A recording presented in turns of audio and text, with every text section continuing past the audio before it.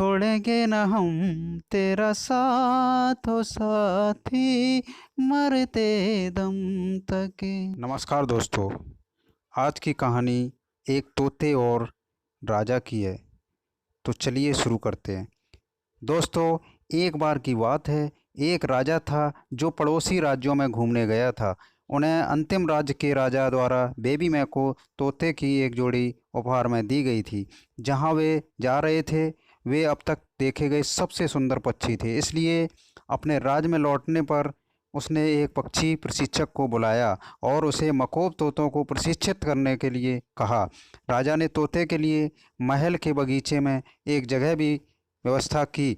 वह अक्सर उन्हें अपने महल की खिड़की से देखता था। जैसे जैसे समय बीतता गया, एक दिन प्रशिक्षक महल में आया और उसने राजा को सूचित किया कि यद्यपि एक तोता आसमान में बहुत ऊंचा उड़ रहा था, लेकिन दूसरा उस दिन से अपनी शाखा से नहीं हिल रहा था जब वह आया था। यह सुनकर राजा ने आसपास के राज्यों से प्रशिक्षक और वैद्यों को बुलवाया। उन सब ने भरसक प्रयत्न किया, पर तोते को उड़ा न सके। यहाँ तक कि उसने अपने दरबारियों से भी तोते को उड़ाने का तरीका खोजने की कोशिश करने को कहा, लेकिन वे सभी असफल रहे। तोता अपनी डाली से जरा भी नहीं हिल रहा था। अंत में सब कुछ करने के बाद राजा ने सोचा कि शायद उसे किसी ऐसे व्यक्ति की आवश्यकता है जो प्राकृतिक आवाज़ से अधिक परिचित हो। उसने अपने दरबारी से कहा कि वह देहात के एक किसान को लाकर तोते के पास ले जाकर देखे कि क्या वह तोते की समस्या को समझ सकता है।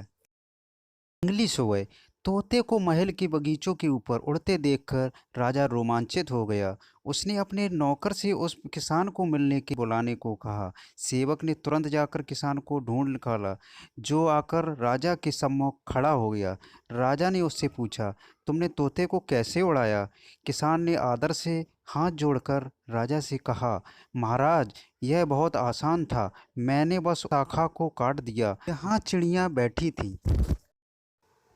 दोस्तों, हम सभी को अपने जीवन में सफलता पाने के लिए ऊर्जा का उपहार दिया जाता है, लेकिन सफलता की ऊंचाइयों तक पहुंचने के लिए आवश्यक साहस को इकट्ठा करने में विफल रहते हैं और अंत में उन चीज़ों से चिपके रहते हैं जिनमें हम परिचित हैं।